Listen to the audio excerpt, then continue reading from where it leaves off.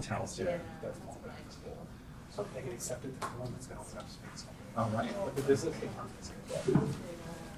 All right. Good evening, everyone. Thank you for being here.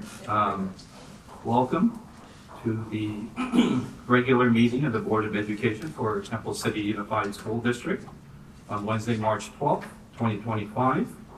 And we would like to call the meeting to order. Okay, this is a roll call. Member Smith? Yes, I'm here. Okay. Member Espinoza? Here. Member Sneed? Yes. Here. I am here. Student board Member Georgino is away. She won't be joining us this evening. And student board member Wang. Here. All right, perfect. Okay. All right, tonight's meeting is being digitally recorded. Next, we have our Pledge of Allegiance led by Mr. Eddie Way from our ELD mentoring program. Mr. Way, would you please make your way up there?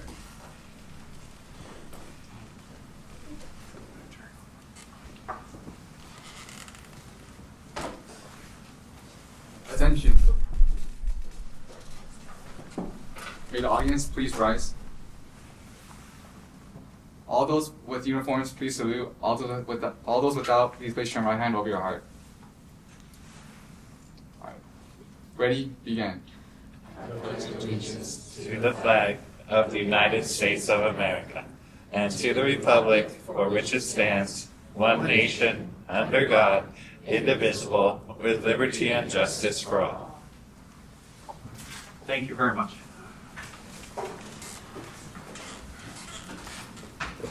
Next, we have item 5, change it to the agenda. No change. All right, outstanding. Okay, can I get a motion to approve our agenda this evening?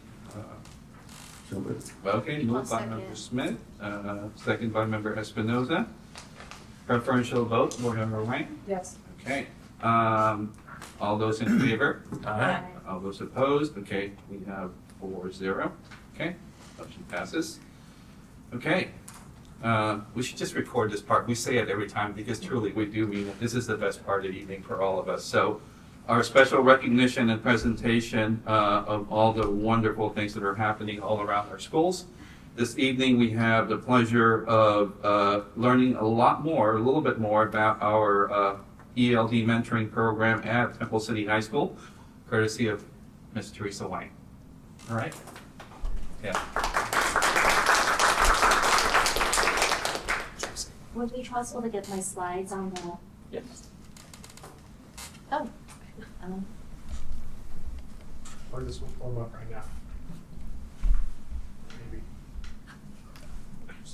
Okay.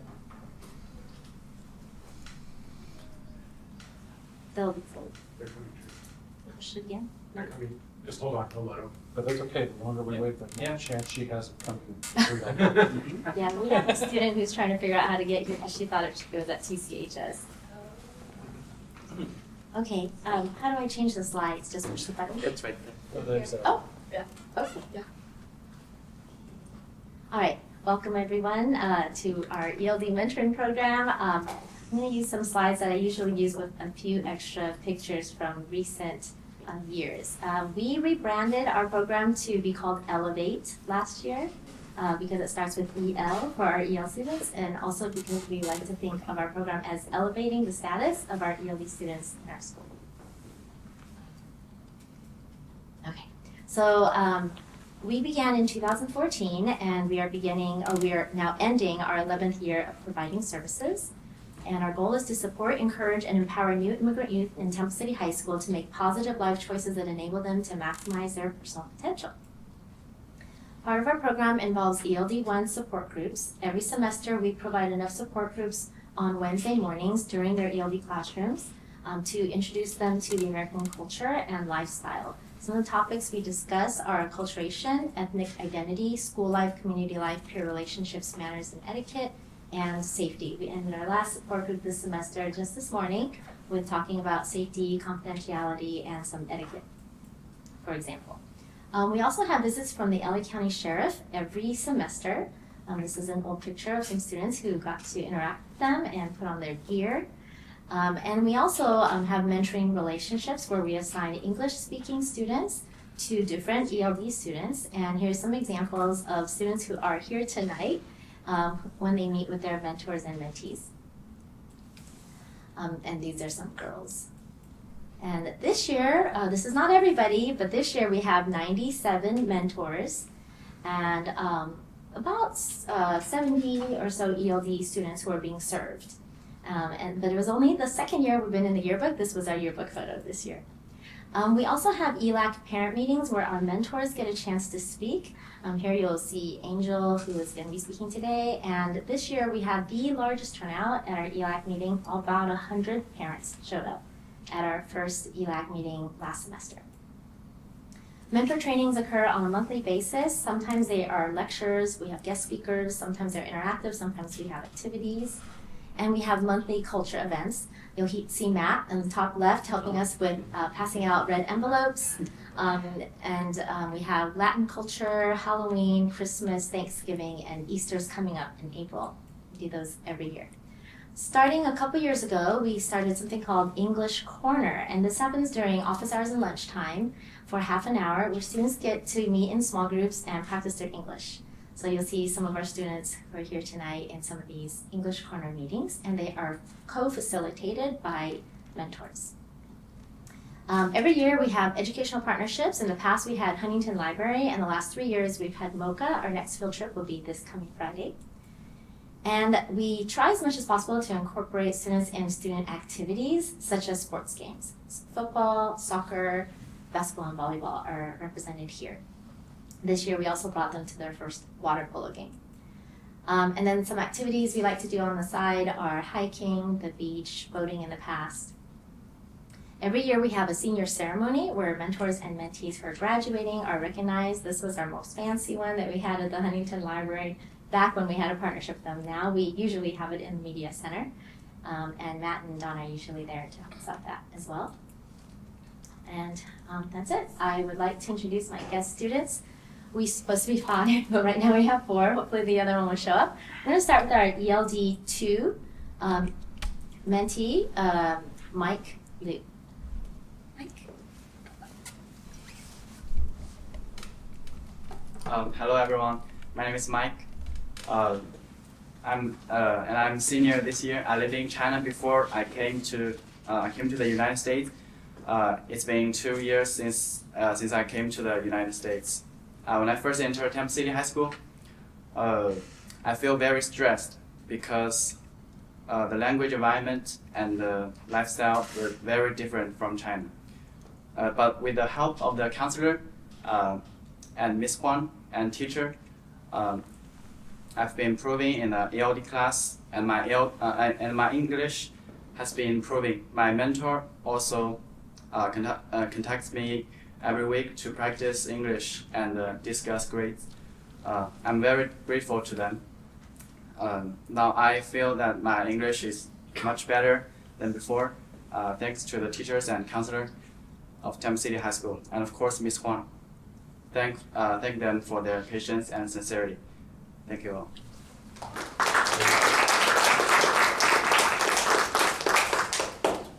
Next we have an ELD 3 mentee named Enoch Pan.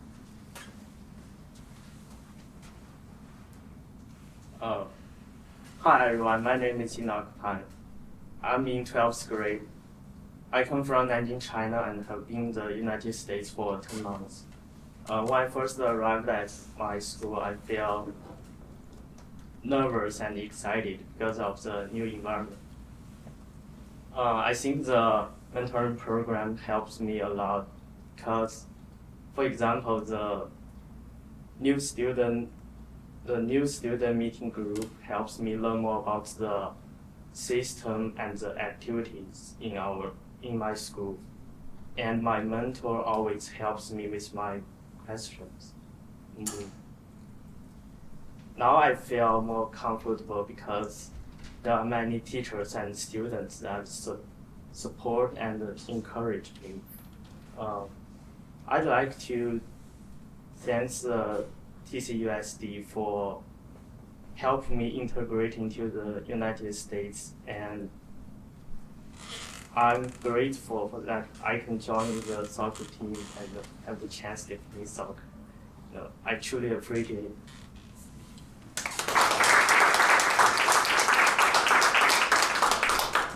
Before we go on to have some mentor share, I'd like to recognize a few of the other mentees who are in the audience. So they are actually the mentees of one of our mentors. So could I have Jasper and Katie stand up? Stand up, both of you. So they are here to support their mentor, Eddie Wei, who did your class with.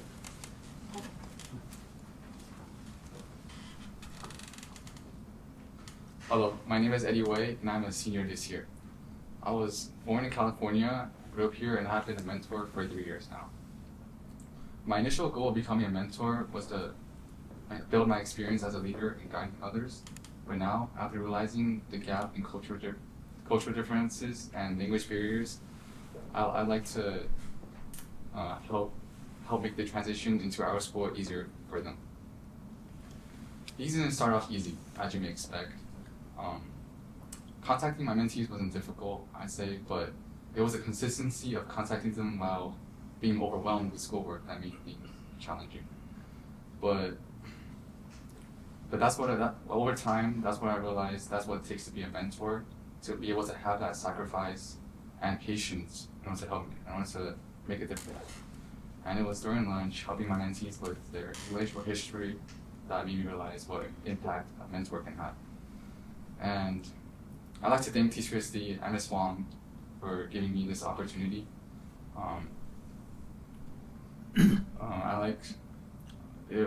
This experience has taught me just as much as I taught my mentees, and I'm truly grateful to be part of this program. Thank you.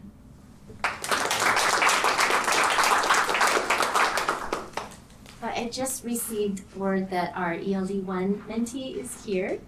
So she says she's here. So she's hoping someone check. Her name is Ricky Ren. She is ELD1, so she's going to try her best to speak English. I think her mentors helped her a little bit to prepare for today. Just a little background on Ricky. She was here last year, and then she went back to China in the summertime, and then she wasn't here first semester, but she just came back this semester. So Ricky, why don't you come up? It's okay, come on. Go ahead. Oh, Your turn. hello everyone. My name is Yili Ren. I come from Chengdu, and I come to United States 1 year ago. And before I come TCUSG, my English is not very good. And after the mentoring program, I feel everything is be simple. And when I first come to United States, I think everything to me was uneasy. And when I meet with my teacher, I feel this is a big family. I like this feeling very much. And then thanks for my teachers helping. And I know how to do my homework, how to communicate with people. And I love this school. Thank you very much. Thank you for the time.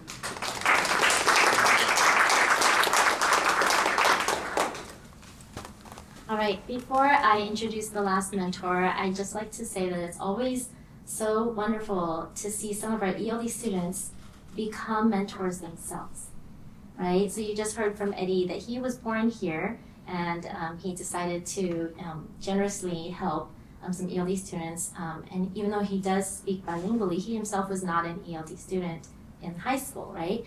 So when we do have high schoolers who start off as mentees and then eventually they exit the ELD program and their English is good enough to be recommended by an English teacher, they need a recommendation to become a mentor. It's always wonderful. We don't get too many, but we do get some. And so I want to first recognize some of our mentors in the audience who came to support our next mentor. Can you stand up, Nikki and Bella, and Jasmine and Evan?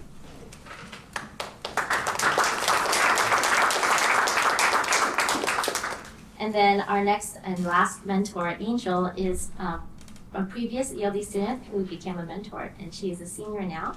And I'm going to have her close us. Good evening, members of school board. My name is Angel, and I'm a senior ELD mentor at Timor City High School.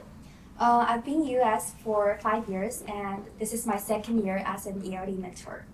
So I chose to become a mentor because when I first arrived, my own mentors helped me feel welcome and supported. Now I want to do the same thing for others who are experiencing what I once did. When I first arrived at TCUSD, I felt really warm and kind environment. So the people around me were so nice, especially when I entered high school. I met people like Ms. Huang, who's like our school parents and always be there for us. The mentoring program not only gave me a way to helping others, but also helped me grow. It taught me responsibility, and I truly enjoy planning culture events with other mentors. And I'm really happy to see mentees enjoy what we prepare for them. I'm especially proud for my mentee, but she's not here. So last year, she participated in my club, the K-pop club in our school, and we practiced together. We performance on assembly and dance concert. And this year, she joined the JV girls basketball team. Seeing her get involved in school activities makes me so happy and reminds me of why I love to be a mentor. I want to sincerely thank TCUSD for giving students the opportunity to grow by helping others. And I'm really thankful for the district's support in caring for students who come from other countries. It's been an honor to be part of this program. And I hope it continues to help future students feel supported. Thank you.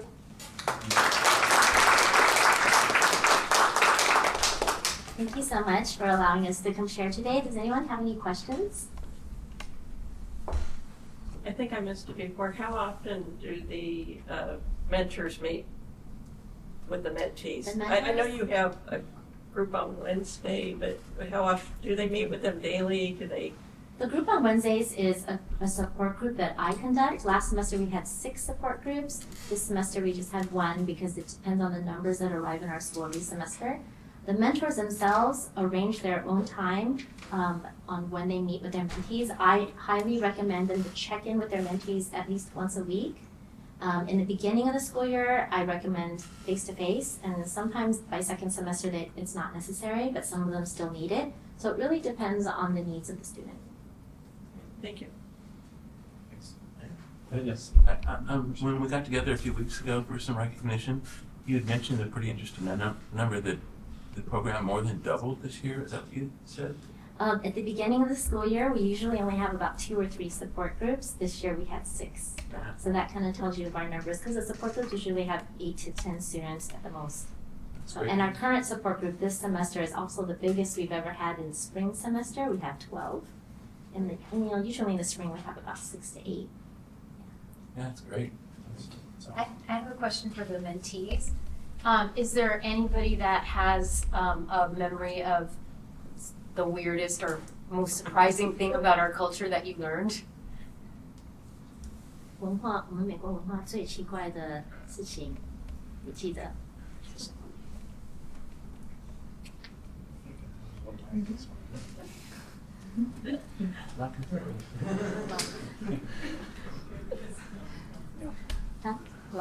记不记得？想不起来 ？Yes, Ina. I don't think it's weird. Or different? Or 就是不是奇怪，就是 You were surprised. 不跟国内的文化不一样。I think that's during Thanksgiving. People just share gifts, but in China, we just more about money. Yeah, Thanksgiving 还是 Christmas 感恩节？哦 ，OK. Ricky. Oh, I think they're different. In America, the school is easy than Chinese school, and we have so many traditional festival.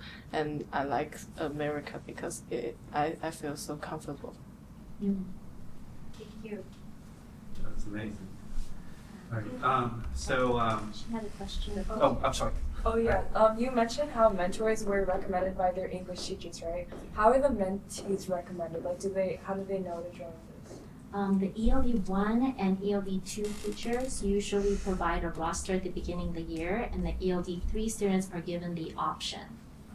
For example, both Enoch and Mike are in ELD 3 now. Enoch was actually in ELD 2, and he promoted to ELD 3 this semester. But Mike at the beginning of the, actually no, they're both ELD 2. Sorry, I forgot. Okay. Oh, they're both ELD 2, sorry. Okay, ELD 3 mentees are given the option of having a mentor or not. We have about half of them asking for mentors, and then they have to wait to see if we have enough mentors usually. We actually have more girl mentors than boy mentors. So for example, each of our girl mentors might have 2 or 3 mentees that they have to 2 or 3 partners working together for 1 or maybe 2 mentees, whereas our Evan, for example, and Eddie, our ELD boy mentors, they each have at least 2 mentees because we don't have enough. That's amazing, thank you. If you have friends, or if we need boys, more boys. Very good. So I just want to say, and to all of you here, that your story resonates with me, being that I was an immigrant as well. When actually, I have a question for any of you that would like to answer this or not. How many of you here today, the Temple City was the first American school that you've attended? How many of you? A few of you, right? And so, okay, that's awesome. So, I was in your situation 40 years ago when I moved to this country from the Philippines, and Temple City was the first school that system that I attended, and I can't tell you how much I appreciated the support that I received from our teachers, my fellow students at the time, and it really helped me to realize how nice it was to be here, not just in America, but here in Temple City because of the community that we have. Although I would imagine that most of you here feel that and understand that. So, and I'm just curious, entertain me. You don't have to answer, but if anybody wants to, what was your first vision of America as you arrived here? What did you think you were going to expect, like especially going into school? Did you guys base anything off of Western culture, media that you saw? Did you guys have any expectations at all? 来美国之前有没有什么对美国的期望？来自 expectation？ 比如说，如果看了很多美国电影，就以为美国会怎么样？ I don't know how to say that movie name in English, but it's like a man gets into jail and it's I think it's very sorry my English is not very good, but 用中文。就是我看了《肖申克的救赎》，就是我觉得美国很自由，但是法律也很森严。 So, from a movie that she watched, she had the impression that America had freedom, that people had freedom, but there's a lot of strict rules because she saw people going to jail. Okay. I did that. Before I come here, I think maybe the school is dangerous because I watch a lot of news about people have guns. That's what I think. Yeah. But clearly you found out that that's not true, I hope. So yeah. Yeah. So, before we are done, I want you guys to feel at ease. I will share with you one of the most embarrassing things I experienced as a new immigrant. We did not have any type of physical education where I came from. And that was the scariest thing for me, being given a set of gym clothes and a locker. I literally put my gym clothes on top of my clothes and went out there on the field. So you can see no one recruited me for the football. And I don't want to talk about baseball, but nobody would catch for me, so I'll leave it there. But all these experiences are amazing. I'm glad that you guys are here. And I will say this. Like I said, I had a lot of great help, support from staff members, fellow member students. But you know what I didn't have? I did not have someone like Mrs. Small. So you guys she's done an amazing job. It's amazing. And all the other parents that are here to support them. So we have some certificates for you guys this evening. So we'll come up here and share them with you. Yeah, we'll have a picture.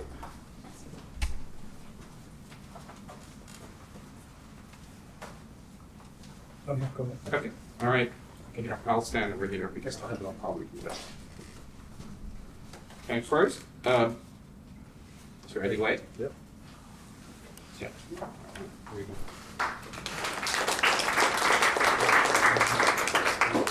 Okay. Miss Angel, what do you think? Next we have Mr. Enoch Pan. Next we have Mr. Ricky Wren. Oh, Miss. My apologies. Next we have Mr. Mike Liu.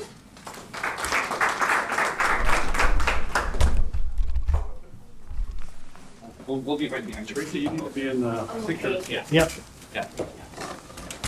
Can we ask that everyone for Yes, please come on. Yeah, everybody. Yeah. I'm height challenged next to all of them. So. Oh, my gosh. So, all right. Yeah. Yeah.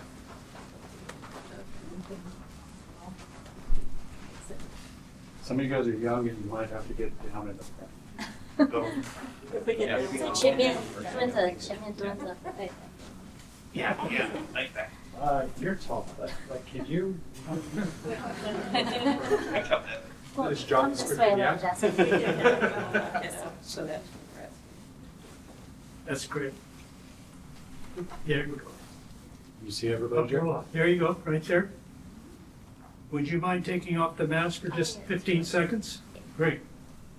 Can you see Bella in the back? Oh, yeah. Bella, actually come next to Nikki, so you can. Okay, great.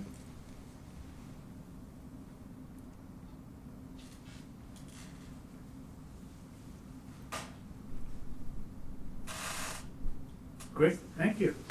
Thank you. Thank you so much for coming.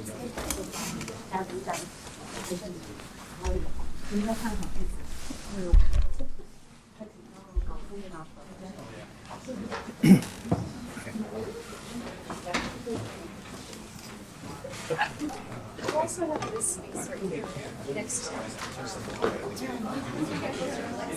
It's Donna's chair, I'll be the problem. It's just a chair. Get more room. It's good happens when you miss a meeting. Take your chair away. Very good. Very good. All right. Next up on our agenda is item 8, public comment on agendized and non-agendized items this evening. We do have one request, and that is from none other than Mr. Jerry Jambazian.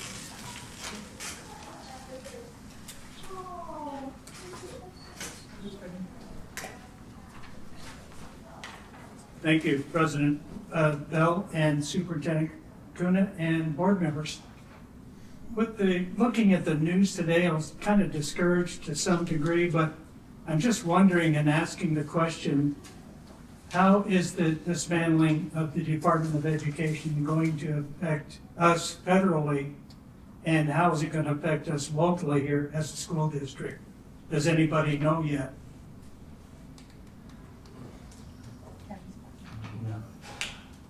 I can get back to you on the chair. Okay, thank you. Okay.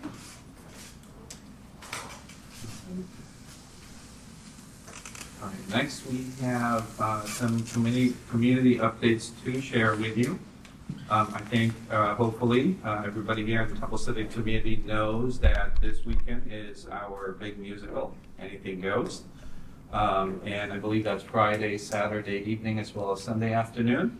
But somewhere in between, we have a very special performance called Encore, which is an alumni event on Saturday afternoon, 2 o'clock, for those of you that are interested in taking part in that as well.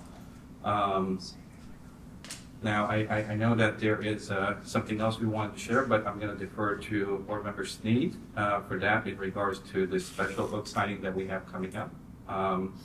And we also have an upcoming joint City Council Board of Education meeting on the 17th, which is next Monday.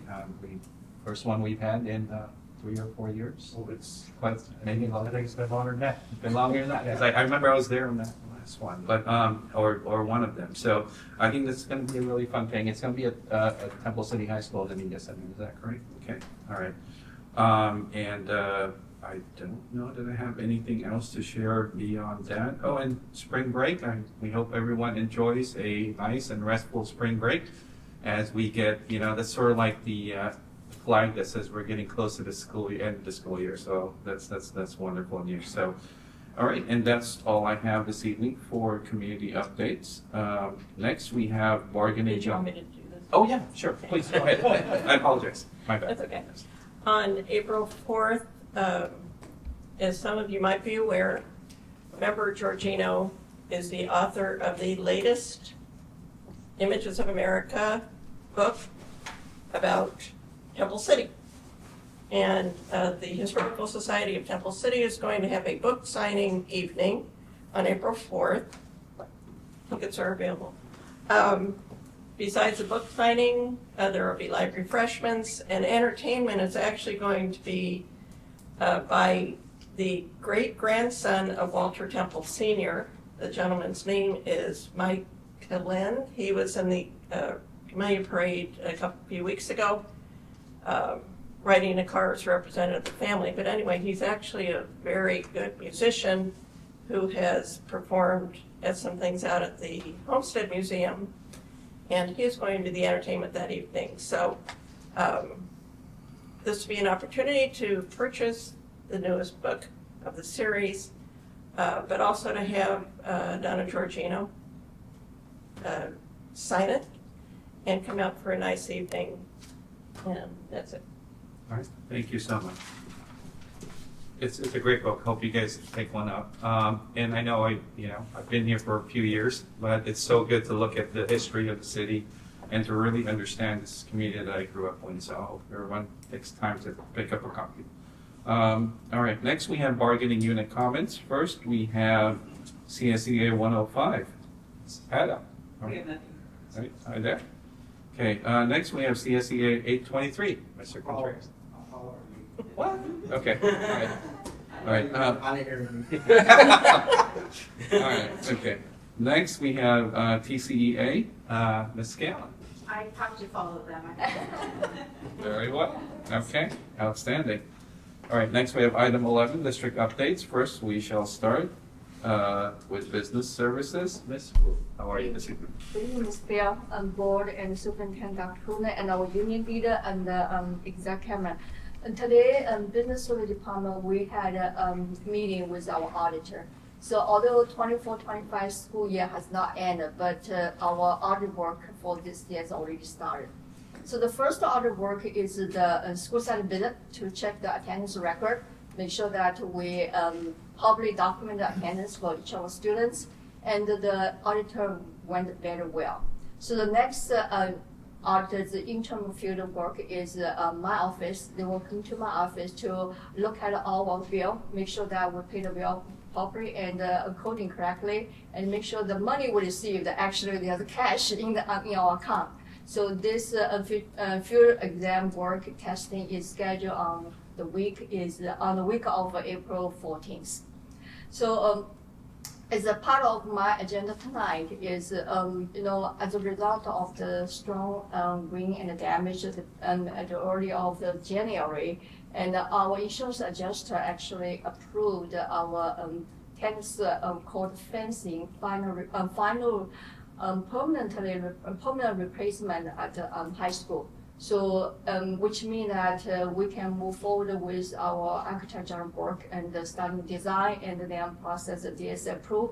So it take a while, but the temporary fencing is already around the tennis court. So we make sure that it's safe for our kids to continue playing the tennis and also protect the neighbors because our tennis court is just facing the street. So that is my update for today. All right, thank you very much. Okay, next we have Ed Services. Good evening. My job seems way more fun than yours, Connie. I had no auditors in my office this week, so it was good. So I want to start out by thanking Jerry. Stop taking pictures. I have nothing to say now. Incriminating. I wanted to start off by saying thank you to our elementary teachers. So they've done 2 rounds of PD with the California Science Center for our NGS curriculum, and so what their takeaway is, it's really bringing our science curriculum to life for our kiddos. So thank you all of our teachers. There's one more PD date, which will probably start at the beginning of next year. But again, thank you to our teachers, but also thank you to Amy Gerling, who tirelessly put this all together. And the work she does, it's truly like monumental what she does. As part of that PD process, we are pushing out a survey. It started this week to gather information about our teachers' wants and needs and how they align with our LCAP. And then we will build our summer PD's calendar off of that alignment. And then finally, I want to thank Daryl and Eva. So every year, public schools across the country have to submit civil rights data to the Department of Education. And so it is a monumental task that requires people from all 3 floors in this building. So HR and business are both involved, but Eva and Daryl really do the heavy lifting, and they will be responsible for submitting it by April 7th. So thank you to them as well. That's it for me. That's awesome. Thank you so much. All right, we don't have any comments this evening from Human Resources. Okay, next we have board member comments, item 12. And I believe this evening we will start with member Clean. Thank you. I felt to mention, when I mentioned the community update, it's a coffee experience. Is what That makes it even better. what the refreshments, a whole coffee experience. Let's either like coffee or any other warm drinks coming out. Okay, I want to thank Teresa Wang and the students for sharing their information about the mentoring program. I really have to hand it to Mrs. Wang. She's just done a fabulous job helping our ELD students. It's only been a couple weeks since our last meeting. It's been a busy couple of weeks. I attended the Cloverleaf STEAM Night. There were really lots of fun activities all over the campus, from the cafeteria out to groups outside to their media center. The families really having a good time and learning, having fun with some hands-on science activities. And last week I got to enjoy an activity I always shared with my students when I was still teaching, and that it was in celebration of Read Across America. And I was able to read to several classes and several grade levels at different schools, several of the elementary schools. And then last Thursday I attended La Rosa's open house. And it was really nice to see that despite the rain, the place was packed. Families came out, they braved the rain to see what the children were doing, and a lot of parents really congratulating their children on doing a good job. So great job to La Rosa. I stopped and enjoyed beautiful artwork at the high school media center. They had artwork from all the classes in the media center. There's still some ceramic works in there. They really use their works to express themselves in very unique ways.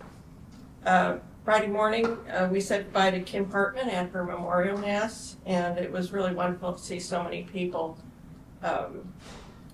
who turned out to honor a really lovely lady and to support her family.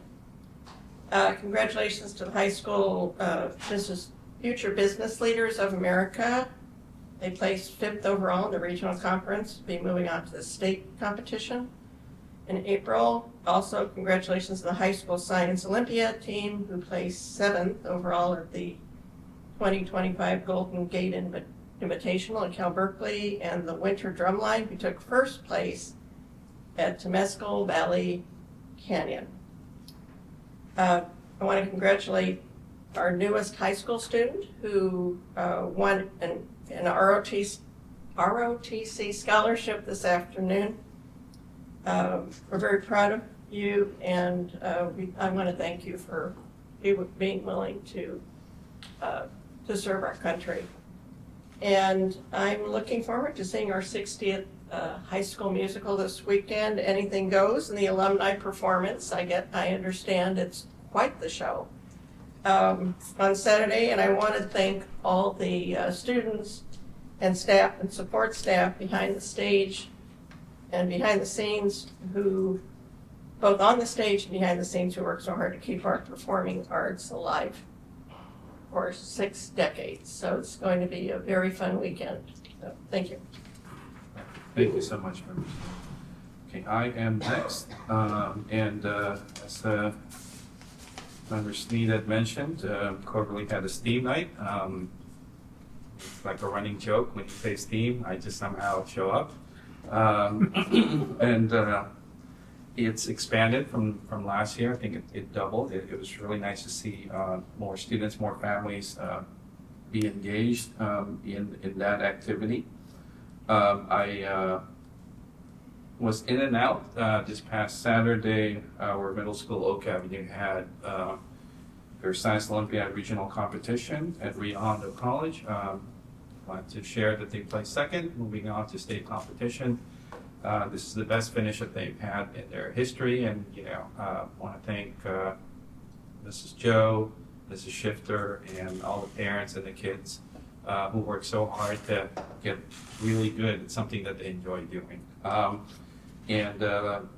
Rosa's open house. It was wet, but it was packed, a lot of families, and there's something magical at the elementary level. Really there is, for the families. They just come no matter what. I believe even if the weather was worse, they would still be there. And that's so good to see, and that's part of what is our foundation here, how strong our community is. And finally, I wanted to share that our high school solar car team will be doing a television commercial in partnership with the U.S. Army, and it has something it's related to STEM. We don't have any particular details yet, although we're kind of excited for it because it'll allow us to feature the work that our students and our mentors have been doing at the high school for the program, and really to highlight what we do here at the district and all the diverse offerings that we have. So we're excited for that.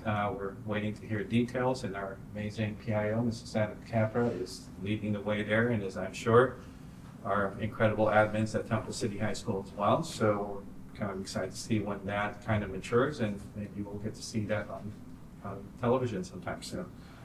That's it for me this evening. Next, we have Member Smith. Thank you, Vince. Let's see, last Thursday, my wife and I had a chance to participate in the Reading Across America program, and we read to 3 different classes at Emperor, and it was a lot of fun. The book, between the 2 of us, we got the 3 classes. The book she picked for Emperor was If You Give a Dog a Donut, and all the things that follow that. And while I read more traditional books, Green Eggs and Ham, Dr. Seuss. But anyway, it was fun. I also had a chance to attend the La Rosa open house on Thursday night. I can't recall ever having an open house on a night where it rained like that, because those classrooms were packed. Nobody wanted to go outside and play, and I don't blame them, but it was a really great turnout, so maybe that's not such a bad thing, rain on open house nights. I don't know. The next day, we participated again in the Reading Across America program, this time at Longden. This time my wife read a book, If You Give a Mouse a Cookie, and all the things that made too. I stuck with Green Eggs and Ham. Anyway, the classrooms we were able to participate in were Mrs. Eschner, Mrs. Reed, and Mrs. Hammond. On Saturday, we had a chance to attend the Patriots parade down in Laguna Beach, where Oak Avenue was participating. And it was a great day, very nice day, great showing, and enjoyed it very much. I also wanted to compliment Teresa and the great job she's been doing for the mentor program. I mean, she takes on so much more than she monetarily gets rewarded for, but she spends a lot of her own time and money making sure those kids have all the opportunities they possibly can. So kudos to her for that. Looking forward to attending Anything Goes this tomorrow night, and then the Encore program on Saturday. And I also wanted to thank Trans Tech engineers who are in our agenda tonight for donating $1,000 to the district. Oh, and by the way, the money that our student received from the ROTC program this afternoon was $180,000. Not bad. Anyway, that's it. That's awesome. Thank you so much. All right, finally, we have Member Espinosa. Good evening, everybody. I'm really excited about this weekend because of the musical. I love musical weekend. It's a great time of year to see just the hard work just lay out on that stage, and they leave it all out there. So good luck, break a leg to all the performers. Thank you so much to all the support staff and orchestra and the parents who volunteer back there. It's all just so worth it, and thank you for your time and efforts. I'll also want to offer my congratulations to the Future Business Leaders of America, Drumline, Sea Perch team, Science Olympiad. They are just doing a phenomenal job in everything that they are working toward, and it's getting recognized more broadly. So congratulations to all of those teams. In terms of attendance, I volunteered to read at Emperor, and it was I had enough time during my lunch break to read to 2 classrooms, so that was really, really fun. It's kind of what doing this is all about, and so for me, it was a great experience, and I loved it. And then that same evening, I went to La Rosa for their open house, and it is earlier this year, so I want to thank the teachers for really working towards, being able to have enough work to post and make the rooms look so beautiful. And I know it's a little earlier. I mean, that's kind of good. You can get it done. But also, there's a lot of work that goes into that and figuring out what you can post and how to make it look, and you've got a little less time to do it. So thank you so much. To our teachers who are doing that this week and next week and the week after. And then I also chaperoned at the Mission Playhouse on Saturday. I think it was their first day at the Playhouse, and that just brings with it a lot of great energy. So that was a lot of fun. That's all I've got. Thank you. All right, thank you so much. All right, next we have student board member comments. That's fine. Thank you.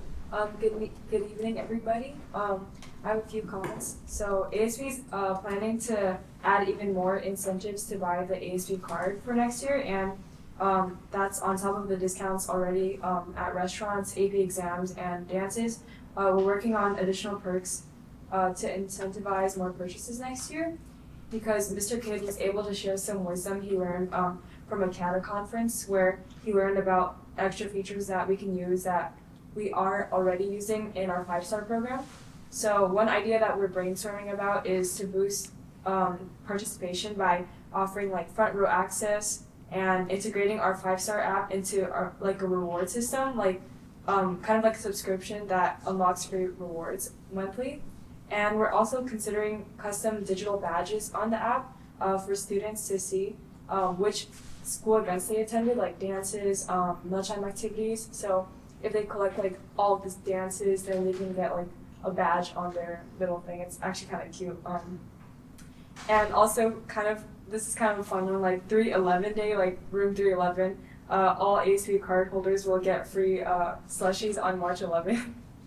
And this year we're rolling out incentives already. So for example, this Friday, Pi Day, March 14th, we're actually giving out our card holders to spin a wheel so they can earn a slice of pizza. And for the dance, the high school Sadie's dance, No Rest for the Wicked, is scheduled for April 4th this weekend. April 4th from 7 to 10 p.m. on campus. And I want to congratulate the varsity boys volleyball team for their 3-0 win yesterday against La Cañada. And they're playing again tomorrow at 4 p.m. at our high school against Blair. So, and on a personal note, I'm also arranging our hefty dust collecting lost and found to be cleared out by spring break. Hopefully people can collect it even though it's not theirs. You know, it's been there for a while. So, yeah. And also regarding the musical, Anything Goes, I heard from some of the actors and students working in Dragonflix that the set is going to be even more beautiful than last year's Shrek musical, so that is definitely a must-see this weekend, and I'm really excited for that, so thank you. All right, thank you so much for that. Next, we have superintendent comments. Thank you. So coincidentally, I'm going to speak about the Department of Education and how the Department of Ed is being somewhat dismantled, and it kind of goes along with what Richard was sharing. Daryl and his team have been working on a big report for the Office of Civil Rights, which is one of the departments within the Department of Education that has been significantly cut.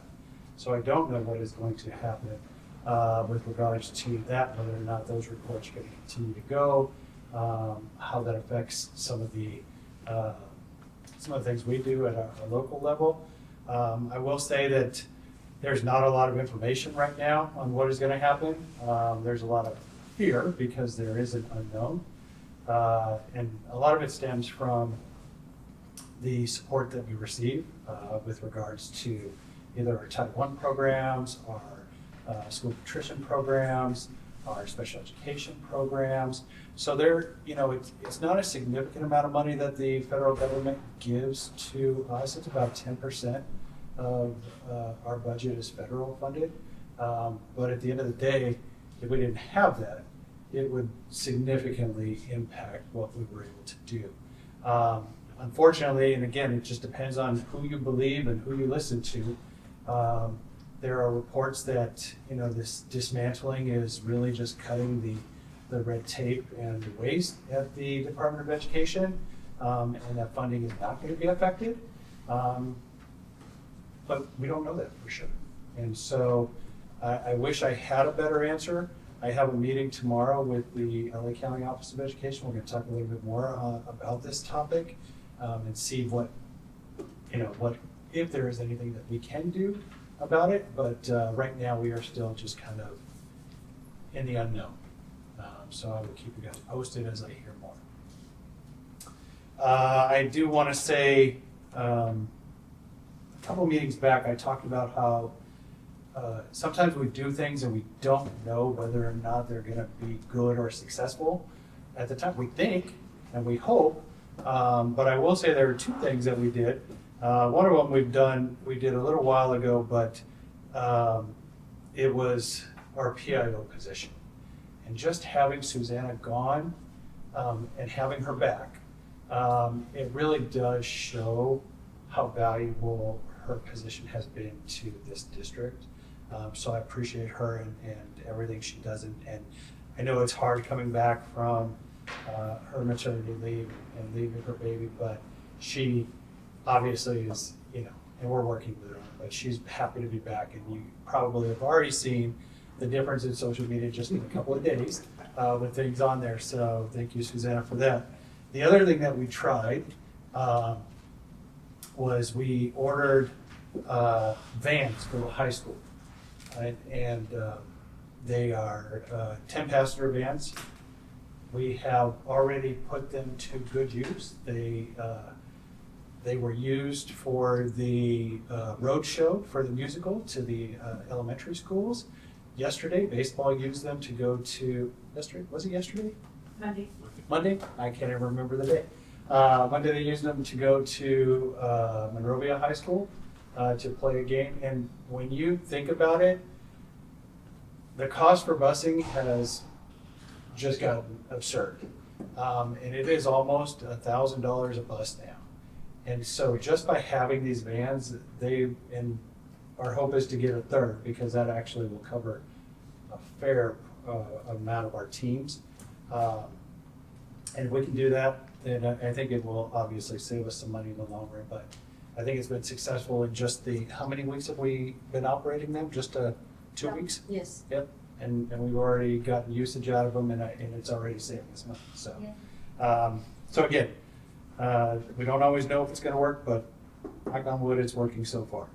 I do want to go on the record right now. Jerry posted a video of our stadium, the progress of the stadium this weekend. Jerry, you did not alter that video, right? No. See, everybody has asked me if it's AI because it looks so good and it looks fake. Yeah. And so, and it is, you know, that we now have the lettering down in the end zones, and it really looks good. And so there's going to be a lot of work in the next few weeks because we have to meet some very critical timelines in order to be ready for graduation in May. And so part of that is just making sure that we have the asphalt for the track poured, hopefully by the 21st, because that is when the bleachers will start arriving, and they will start putting those together, and it takes 10 to 12 weeks to assemble the bleachers. So it is a tight timeline. I still am confident that we're going to make it. We may not make it all the way, but we'll make it enough to have graduation there. And I think it'll be good for our students who are leaving us, who have been part of this process and enduring a lot of the pain and suffering of having to, you know, have all away games and not have our stadium available. But I'm glad that they're able to partake in some things for that. I also wanted to say thank you to our fiscal services team. The Connie and her team, this is a lot of work, the second interim. You know, we just met 3 months ago on the first interim. And in that 3 month period, we've also had our winter break, we've had numerous holidays, and now here we are again putting this back together for second interim. So thank you to Connie and her team for, Veronica's there. Thank you, Veronica, for the late nights and making sure that this is ready to go and that we are still in a good spot. And then finally, I do want to say thank you to Jessica for looking at ways to improve our adult education program. You know, one of the things that I've always thought is that we should be offering some classes during the afternoon, particularly for our ESL classes for our parents. And she is exploring that and working with the city to figure out how we can find a place to house those classes. Because obviously we can't bring adults onto the campuses with our students, but I think it is a valuable resource for our community, and so hopefully we'll get that done. And so I appreciate her doing that. And I also wanted to say thank you to Teresa for what she does with our students. You know, it is hard enough to just start high school, and then to start a high school as you're, you know, brand new into this country, not knowing the language. It can be a really lonely place. And the fact that she is bringing them to events and really kind of immersing them in our culture, I think it says a lot about, it's not just about the language, it's about the culture and the whole person. And so I'm going to give credit to Nate because he's here. And Elena's not, but you can share with Elena. I think you guys do a fabulous job of making sure that all of our students are included at the high school. And I thought about this when our students who are new to this country and new to the campus go to these events, who do they see there? They see you guys there, our admin team, and they see you at all of their events. And so I think it's really welcoming, and I think they know that, you know, if they need the support, they have you guys to go to. So thank you to our admin team at the high school for creating a culture of acceptance for all of our students. And that's it. All right. Thank you so much. Couldn't agree with you. Next, we have written communications. I don't believe that we don't have any this evening. And we do not have anything in our discussion information item portion of our agenda. Next, we'll go ahead and move on to the discussion action portion of our agenda, items that may require discussion, upon which the board is expected to take action during the meeting. First, we have item 16, the approval of the 2025-2026 Board of Education meeting calendar. Is there anything that we wanted to add to that? So it's really just a discussion for all of you. I think we brought up previously, might have been this year when we had the meeting, but just know that if you guys choose to go a different route, that's fine too. Our first meeting in August will always be on the first day of school, because with the change in calendar, we start the second Wednesday of the month. And that just happens to be a board meeting day. I don't recall if we've always had 2 meetings in August. And I think we may have added that meeting because there was a need from fiscal services to have a meeting in August for the 45-day budget revision. But I don't think we had that this year. I don't think it met the timeline, so we still did the budget revision in July as opposed to August this year, because we weren't gonna, it wasn't, well, I can't really remember the reason, but for some reason, the timeline just didn't work out for us to have it in August. So it's just a discussion for you guys to have, whether you want to keep the days, change the days, but this is our proposed calendar for next year's.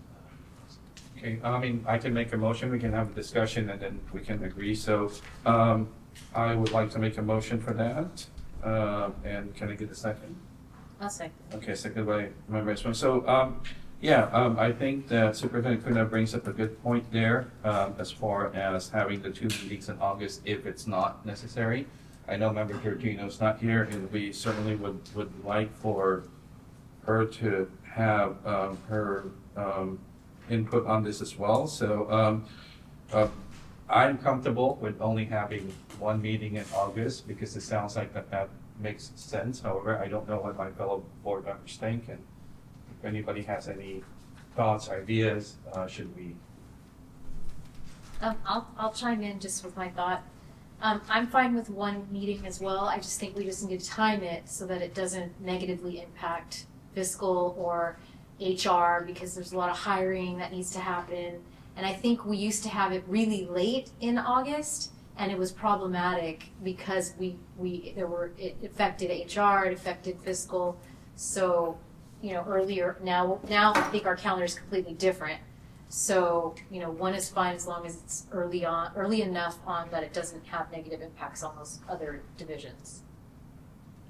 I'm okay with reducing the number of meetings in August as well, but a little bit of background. Traditionally, we always had just 1 meeting in August, but school started in September, In fact, we were in session 9/11, so we canceled that meeting. But that's how far back in September it was, so it wasn't really close. But, if you're comfortable us completing all the work we need to do in a regular meeting with 1 time a month, that's fine with me. If you guys don't mind, I'd rather just hear from Connie, because I think it's a fiscal reason why there was the meeting added, but I'm not opposed either way. I would rather hear from Connie on whether or not she thinks it's necessary or not. I think we had a little bit of challenge, as Dr. Kuna mentioned, that it's the fiscal and the HR, because we hire new people, we need sometimes need a division. But I think if we maybe move the August meeting 2nd, so which means that it's the August 27th, so we're not had a board meeting and it's starting the first day of school, so probably that will work. What do you think?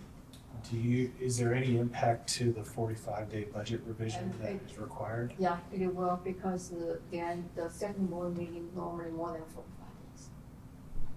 If we move to the August 27th, yes, it will. So that you need the August 13th? 13th, yeah. Okay. So So we would need both. I think August 13th will work for me. Yeah. Will work. Okay. Only August 13th or both? I mean, it's fine either way. I don't know. Yes. I mean, I think the only reason we would have a conversation about the 13th was because it was the first day of school. 27th doesn't impact anything, so if we want to keep both, that's fine with me too. So. Okay. I'm okay with Yeah. both. Just, so long as Connie's covered with all the reporting you need to do and we need to approve that. I mean, I'm fine if just have a one meeting on 27. What we can do is we can do, if there's any change, we know ahead of time because normally the state adopt budget at the end of June, so which after the board approval, if we can, we just prepare for the July 23rd. I mean, honestly, I hear hesitation in your voice, like if it's the 13th, it's the 13th. And we had a meeting the first day of school this year, so, I mean, and we'll do our best to keep it as short, that's fine. We can do that too, so. Are we saying only the 13th or No, both? including both. Yeah, So okay, as, yeah, yeah. that's fine. It sounds like it's safer to do that. Yeah. Okay. Very good. Okay, so if there's no other comments or anything like that, I think it's agreed that we will keep both dates in August and the rest of the calendar as presented to us. Let's go ahead for a vote, preferential vote. Yes. Okay, all right, all those in favor? Aye. All those opposed, motion carries 4-0. Okay, next, we have Ed Services, item 17. Receive board policies for second reading and approve for BP-0410, BP-1312.3, BP-1340, BP-3515.2, BP-5111, and BP-5145.9. Is there anything else that we need to add now? It's just second reading. Okay. Sure. Can I get a motion, please? Okay, moved by member Sneed. Okay, can I get a second? Second. Okay, second by Student board member. Student board member Wang. Okay.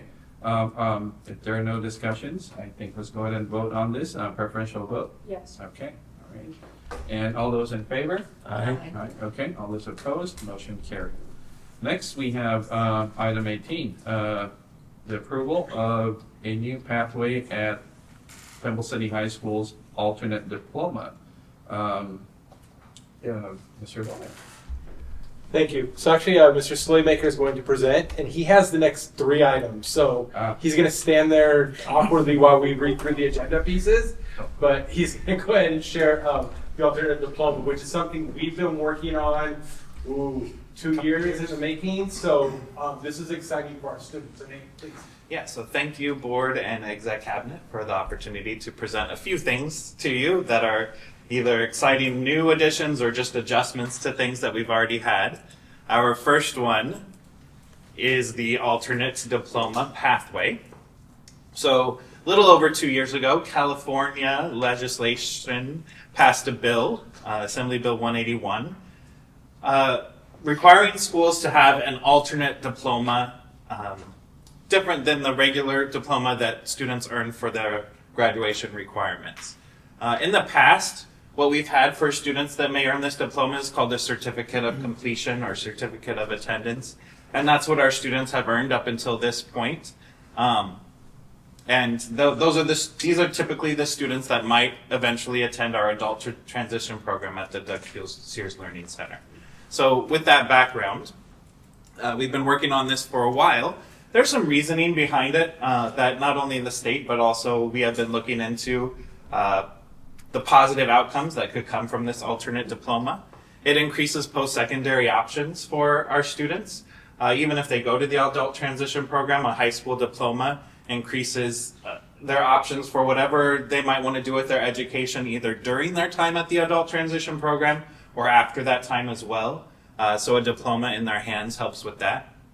The statistics show that having a high school diploma increases employment opportunities for students. Only 24% of adults without a high school diploma are employed. And so that's a scary number that we want to make sure our students, when they leave our high school, can get employment, because that includes those with significant cognitive disabilities as well. And the alternative pathway also helps us to have a more directed way to help our students who may have learning challenges to access standards and curriculum that the rest of our students enjoy. We've been doing that for a long time at our school, but this is a little bit more of a directed way for students who are in certain grades to get certain standards as well. So that's some of the reasoning behind it, not only from the state, but from our perspective as well. So the eligibility to receive an alternate diploma is also given to us from the state. These would be students who have significant cognitive disabilities.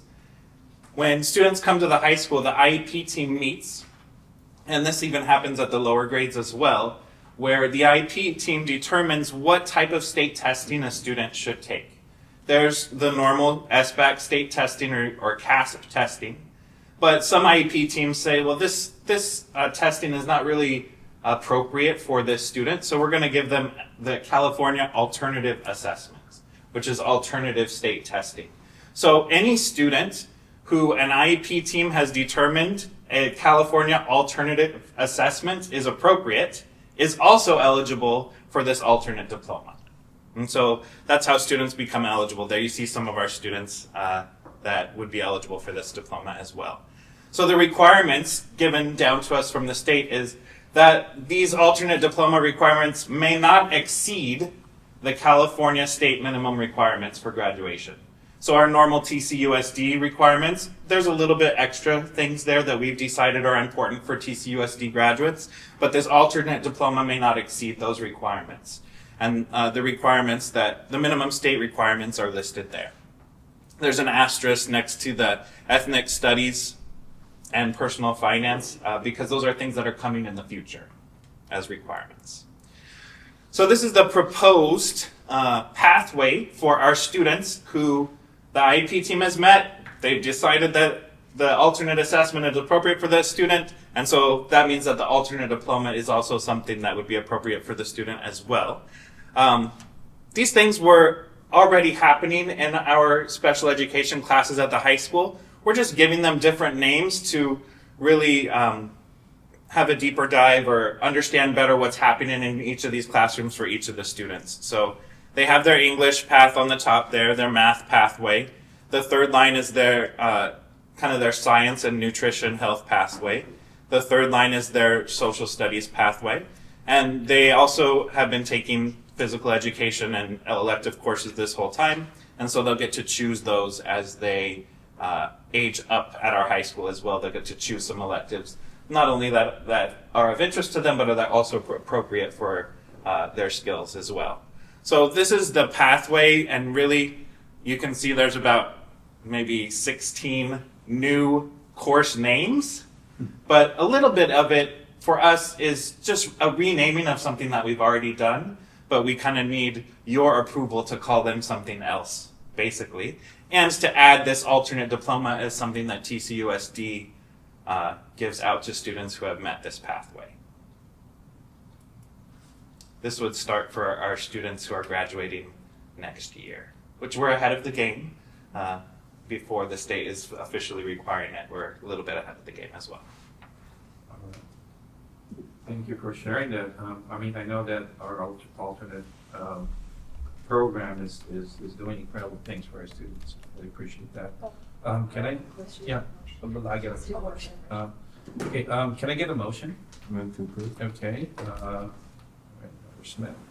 Second. Okay, second by Member Espinoza. Okay, please go ahead. Okay, so I have two questions. One, how does this look different on paper? So like when you write, like let's say on a resume that you have a high school diploma, how does that look different? And second question is this only able to join for freshmen? Like do you have to start at the freshman level? Because like I saw your pathway, right? It's kind of strict, so. Yeah, so the difference is that our students that would be taking these classes up until now actually did not receive a diploma. They received something called a certificate of completion. So on an employment application, if they were ever asked, do you have a high school diploma, they would have to say no. And now with this alternative diploma pathway, they can say yes on those employment applications. So yes, they are receiving a high school diploma. We have made it in such a way so that the students that are graduating next year, we can kind of change some of the things we were already doing, like I've said, and so that the students who graduate next year have an opportunity to receive it as well. It does seem, we're not really changing any of the choice. I know you may say like, oh, all of their classes are kind of decided for them already. None of the choice that they had before is disappearing. They still all have all the same choices. It's just a renaming of some of the classes. Okay. All right. Does anybody else have any comments? Okay. All right. Well, thank you for making this adjustment for our students. We appreciate it. Let's go ahead and go for a vote. Preferential vote. Number Wang? Yes. Okay. All those in favor? Aye. Aye. Okay. All those opposed? Motion carries 4-0.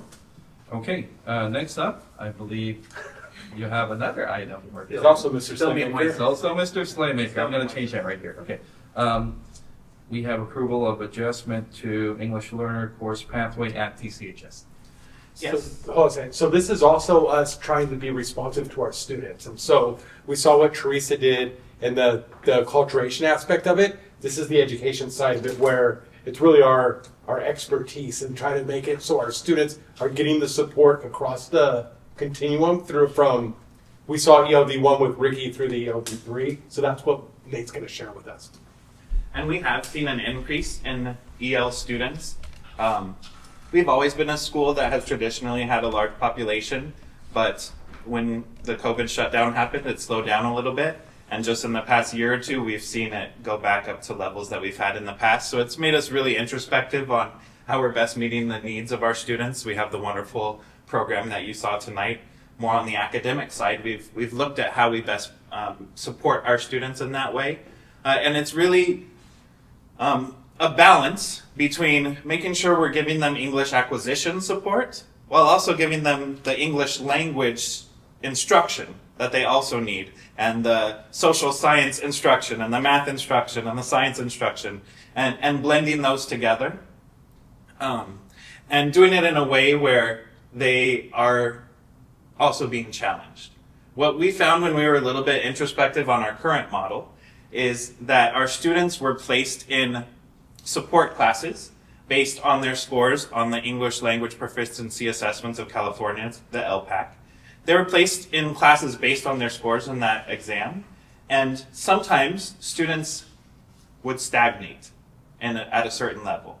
And so we wanted to have that balance of supporting our students with what they need, but also challenging them to rise to the expectations they have for themselves and what we know they can do as well.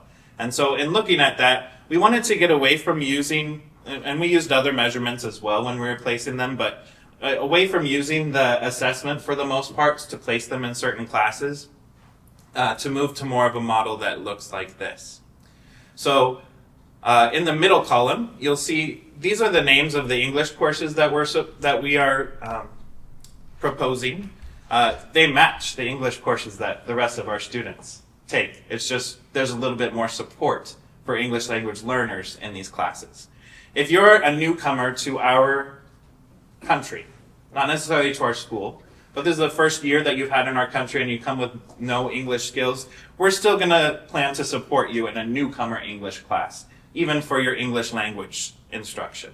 But after your first year, we want to challenge you by putting you with the same standards and curriculum that the rest of our students have. But we're not going to just abandon you in that. The color coding is actually important here. You'll see those are all dark, the darker green, because we also have English language acquisition courses that our English students take at different levels. At a newcomer level, an emerging level, an expanding level, and a bridging level. And what we hope that this revamping of the ELD program will do is that students will better advance through the program and not become stagnant. That they'll move. After a year of being a newcomer, they should move on to being an emerging student.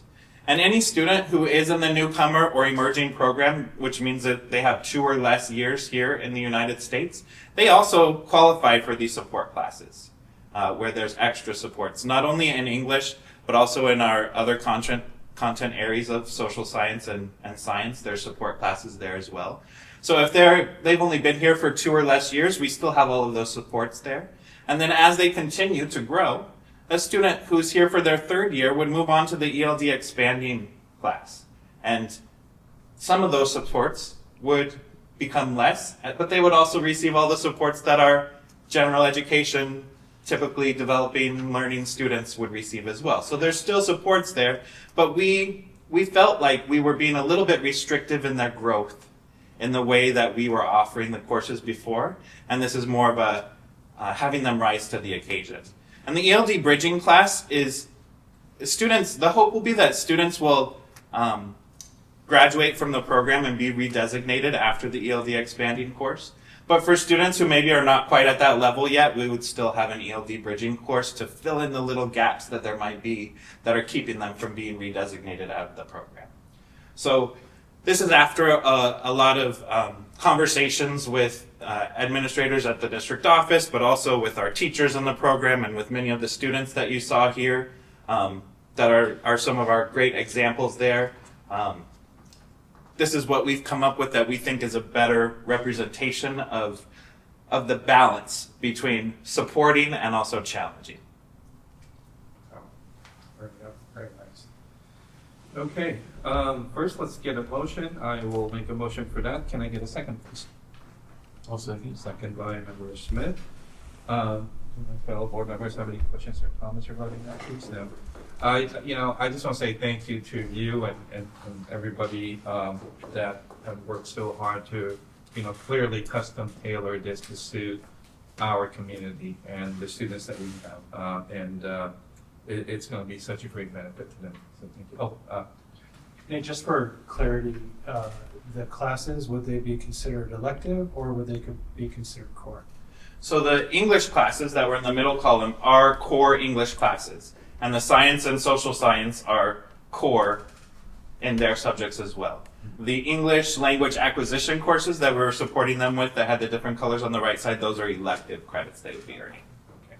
So they show up as elective credits, but it's like a mandatory elective for some of our students.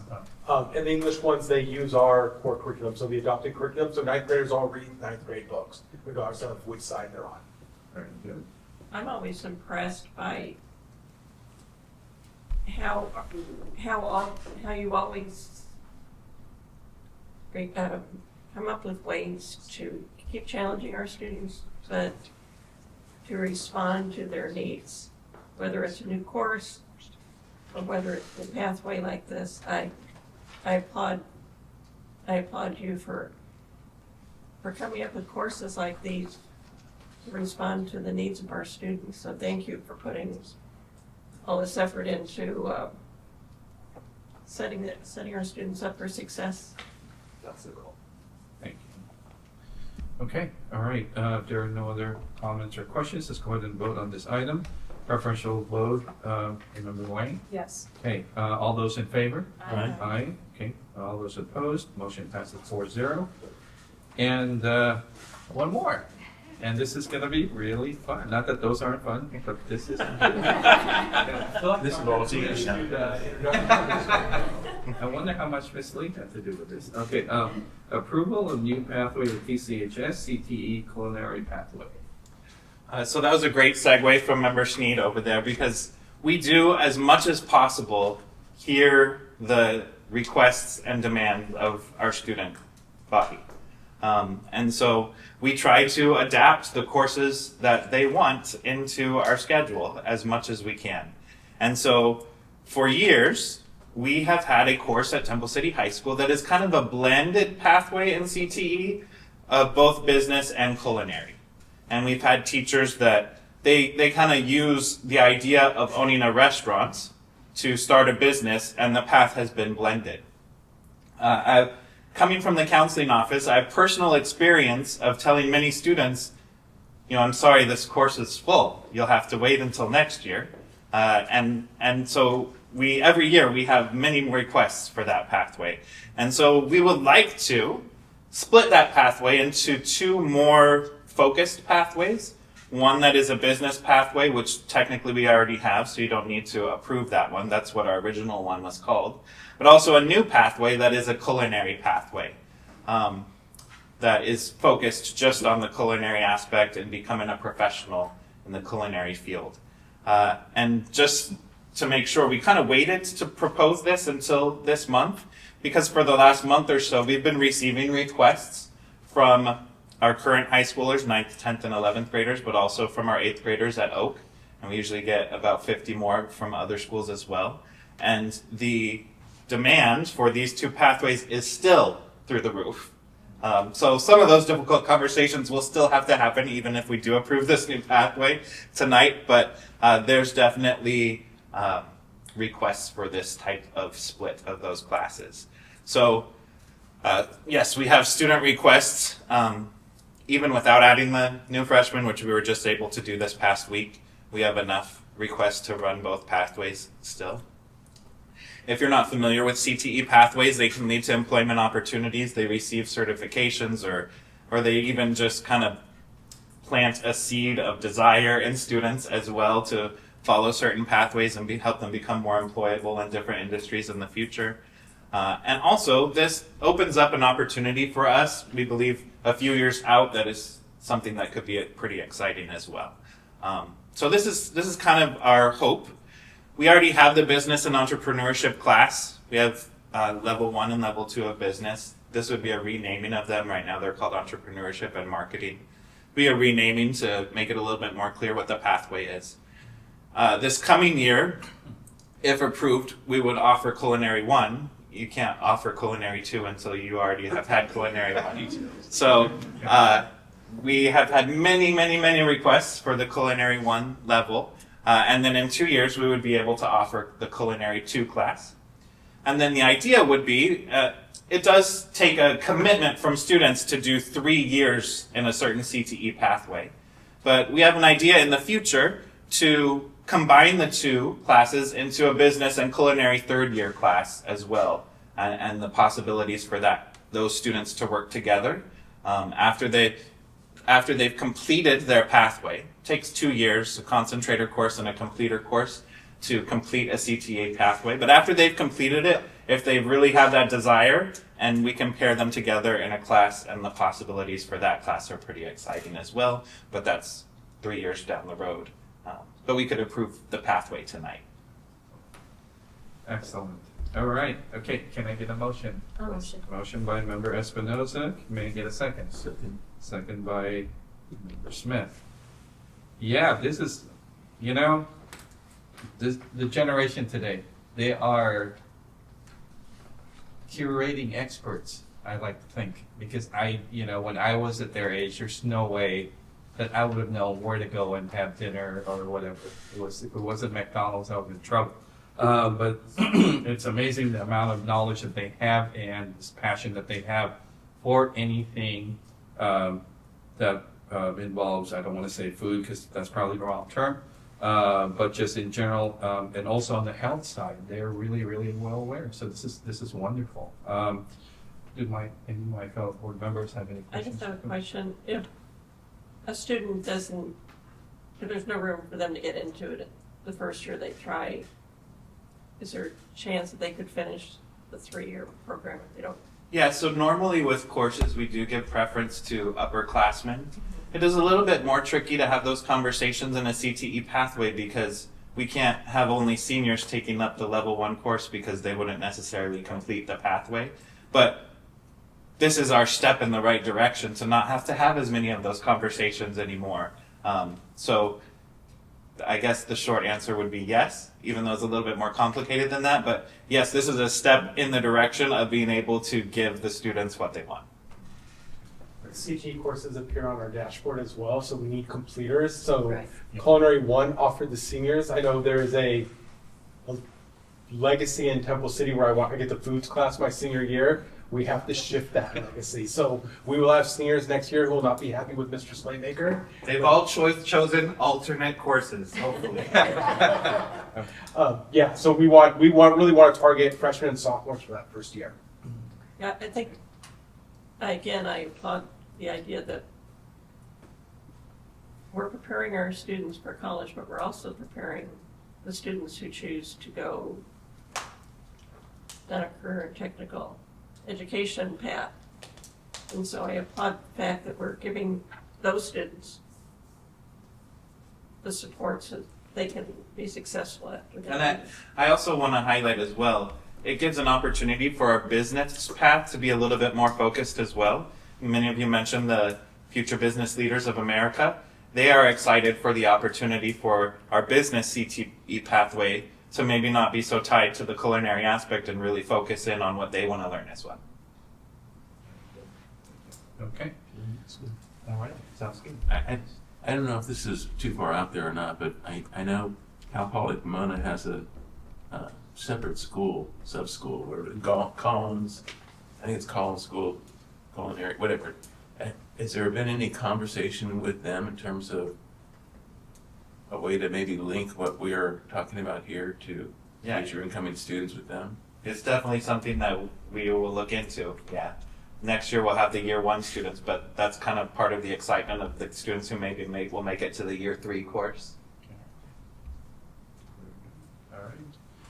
Okay, if there are no other questions or comments, go ahead and vote. Preferential vote, Member Wayne? Yes. Okay, all those in favor? Aye. All those opposed, motion carries 4-0. Thank you so much for your time. Thank you, guys. Mr. Slaybaker. That's amazing stuff. All right, so next we have business services, item 21, approval of the 2024-2025 second interim financial report. Thank you, board. I am short, so I'm just using this one.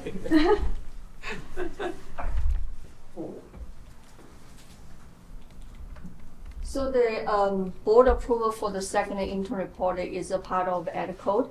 So this have not been changed, and I think it will not be changed for a while. So, okay, thank you. No, because I have my hand that way. So tonight I will share with the board, and since the December board approved for the first interim report, what has been changed. So in the last 6 weeks, there's a lot of change from federal to state. And what is the ethical requirement, and what is the district use to prepare the second interim report? What is our second interim report say, and what is the detailed report, what is the multi-year projection, which is also ethical request, and what is the district next step to position ourselves to address the uncertainties. So from federal level, we know that January we have a new president occupy the office, and then we have tariffs. So these weeks actually, the tariffs between the Canada's become intense, and after the negotiation, there's no double tariffs from United States, but Canada will suspend 25 additional tariffs on the electricity to electrical devices to import to United States. And then March, and the tariffs in Mexico already implement, and then China back to February already implement. So what is there really mean to our operation, to Temple City Unified School District? Which means that most likely starting next school year, our food service, the food to serve our kids, the cost will be increased. And then our facility. So if the high school sports complex, the kickoff is not happen in June 7th, instead of 25, in June, in 26, our project cost will be increased at least 10%. Because when the board look at our field, and Jerry showed the pictures, our project mostly metal, steels, right, and the bricks. So, and our bridges, the material cost will be increased. So we will definitely impact. Okay. So immigration, we all worry about our students' safety. We also worry about immigration. And then as of right now, the students, we have not seen the impact in our district yet. But was that impacted for 25-26 school year? It's still a way to see.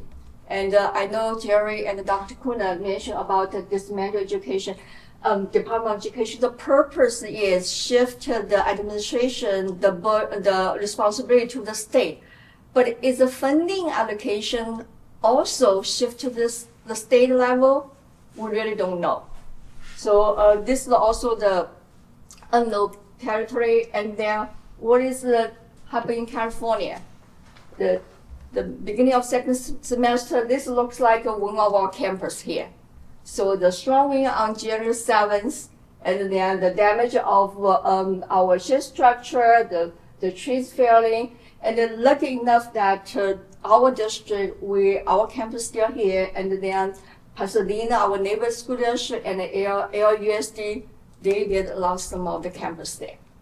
So we starting the school, we had a school closure of 3 days. Right, this first time for official school closure since pandemic, and then the board approved J13A. Make sure that we, as a district, still we waiver the instructor minister requirement as the ed code required, and also our funding is not the impact. So J13 has already submitted to the CD, and then what that mean? So this happened during the pandemic. You know, we all get a brief as an individual taxpayer. The due date for the tax to the state federal is postponed from April 15 to October 15. So for the LA County, all the residents. So we at LA County, I just noticed it's a very interesting information. The state revenue is from 3 major taxes. One is the individual income tax, the corporation business tax, and the sales and use tax. All the residents' business in LA County, we contribute 25% of state revenue. So by delay the LA County, the tax, it will be impact how the state correctly project our state revenue. This is going to impact how they project for the district allocation for the income years. So we have a lot of certainty from both state and the federal. And then the other thing I want to mention that for those of you who are closely watch the stock market, yesterday everything is red, right? So which means that our stock market is very volatile. And then our state, that's why the state, California state revenue is just like a roller coaster, because we get more revenue if our rich resident in state California, their capital gains increase, they can contribute more to the state revenue, and our state get more funding. But now the capital gain is lower, so does that mean the state revenue will be impacted? So that is something we as a business people need to take into consideration when we do the multi-year projections. So again, the ed code requirement is not changed. So it's a deadline. It's the board approved today, so we can submit to the county before March 17, and then county will start in review, and then we will self-qualify. As the qualification is depend on the district criteria, and the criteria have not been changed for a long time. So we build up the second interim report is based on the first interim report the board approved back to December. So in middle of January, around January 10th, the governor released 25-26 preliminary budget. So all the state agencies, we follow them to get their guideline. Is School Service California, the board and our union leadership and district, we attending their workshop. And then we also look at the input from the capital advisor. They have a close contact with Sacramento. They have a lot of insider information to help us prepare. And then this is all the LA County starting this fiscal year. all of us have to use this feedback, the LCF calculation. So LCFF calculation is very important because why our unrestricted general fund, 96% of our revenue is generated from calculation from this formula. 96% revenue, and our cost for the unrestricted general fund, 80% our personnel cost is funded by this LCFF. So accurate calculate our revenue is very important. So this is the legal guideline because the legal need to approve our second income report, and this is guideline to how to prepare the information, what kind of information they need. So just give the board FY. I try to save you guys time because part of the package in your binder, it is the narrative is a part of requirement information we submit to the legal. So every time there's a change, I try to use a different color. So there you can skip the standardized black color because this is all standardized unchanged. Then just read the colored parts, so that saves your time. So good news is we will self-certify the positive certification, which means that the district were able to meet an adequate requirement for the current year's financial obligation as well as the next 2 years. So here's the changes since the first interim report. Our enrollment is still stable. When we started the semester beginning January, and our enrollment is stable. So that is what we rely on, the revenue come from. We still need to work on the attendance. I know that before pandemic, Temple City, we have a high attendance percentage, over 97%. Right now, we are 2% lower. So there's this area we will work on. But the good news is starting July 1st, 2025, the state, each district required to implement the attendance recovery plan. So basically, there's additional funding we can use, EOP money, to help the students catch up the miss of instruction time, and we were able to catch up the attendance. Okay, so this school year, I don't think that I emphasized in the first interim report, and then thank Richard and his team that we were able to get the Title III Immigration Students Program. We haven't received this before, and then we are definitely entitled because as tonight the presentation, we are Mentee 3 in the students. We will definitely qualify this grant. So we will get $46,000. This is the first year. And the good news is the district office, including Dr. Kuna's office, including the budget we allocated for the board, and including my office and the Richard office too, we had to reduce our expenditure for the contract service. So the additional money we saved, we can use in other area. So the other area is the special ed. We do see the special ed department cost increase. It's kind of, I need to spend some time explain that. Because during the pandemic, we have a lot of one-time money. So the district strategically uses money to support our special ed program. Board, you will recall that a lot of one-time money, the keyword I just is mental health. Right? So that's why we're strategically using this part of the mental health portion to support our special ed and our operation. But just unfortunately, when one-time funding is gone, then general fund have to pick up. And also the inflation and the cost, the outside the contract we hire, their price is increased too. So we will closely work with special ed department, and good news is we have a very competent, capable specialist director who just started with us this year. We're going to we will have a new eyes look at the program.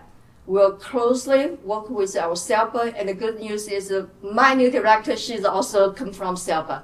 So from program wise, from the financial wise, we will have a new lens look at the program. Did we request a claim from special sample program? Did we claim every dollar? Do we need any program adjustment so that we allow us to recoup more money, more cost we spend on this program? So we'll determine, we definitely will do that. Actually, I think the work already started this week.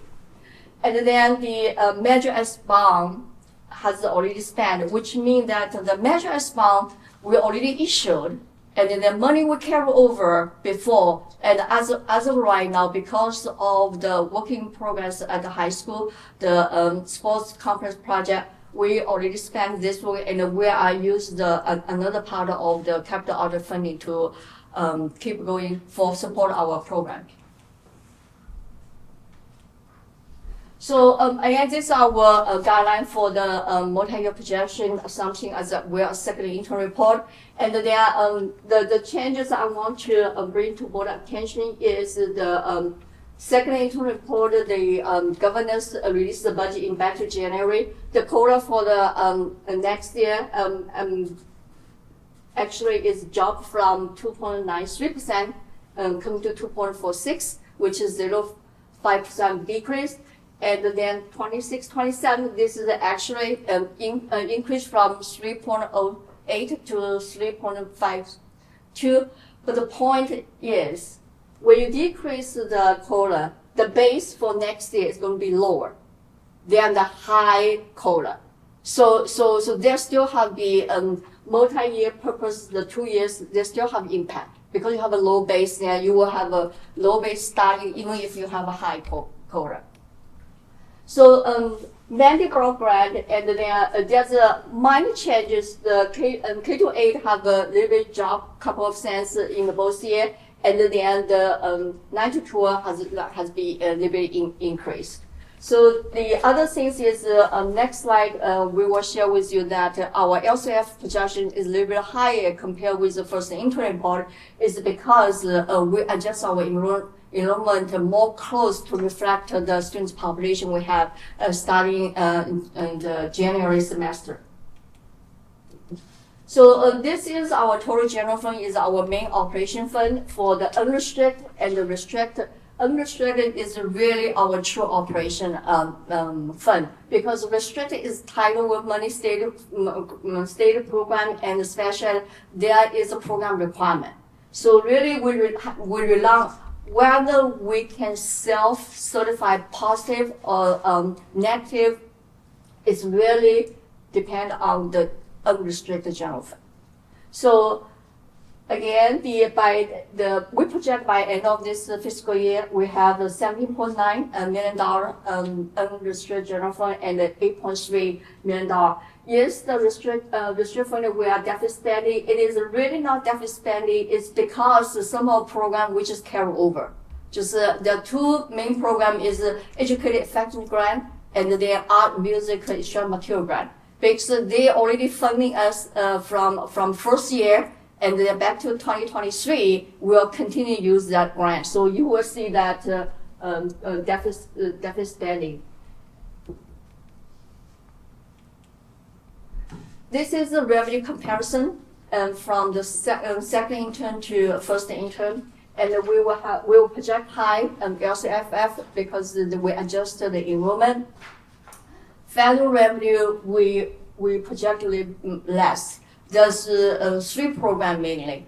Title I, Title II, we have the program, the funding is a little bit less, is because this school year, our free reduced meal students count is lower. So we have a plan for make sure that next year when we send on the family the free reduced meal application, make sure that we will do more the information sharing. We will post more information in Parent Square, and then we will make sure that all the family who are entitled to submit application.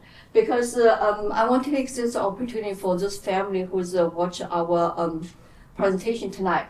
The district has a responsibility to protect the students' privacy.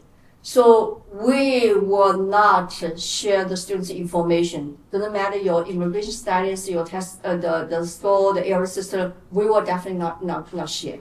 So if any of parents have a hesitation, has a question, so give us a call. We will share with more information.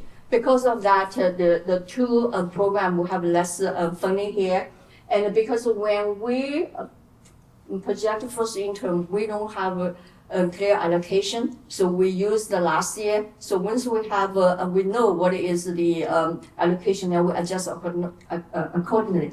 Little bit of big surprise is the federal mental health. We lost compared with last year, the funding is dropped more than $100,000. So we will definitely work with SELPA and the contact state. We want to know why, because mental health is actually it's continuing, and we probably need more. So we really need to rely on the funding. The state program we project more, and as a matter of fact, I appreciate that Dr. Kuna recognized my work. As a matter of fact, before even I come here, Veronica and I, we still look at the number. We make sure that the number we present to the board is we truly believe that the number we believe the accurate. So we try to sort of realize that the state and then the state revenue we increased $1 million. We try to figure out why.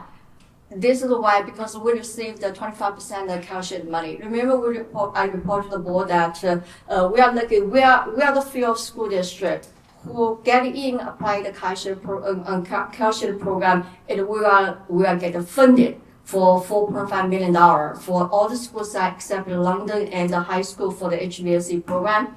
And actually, they gave us 25%. So this is true money. We have the program. That is why the other state revenues increased $1 million.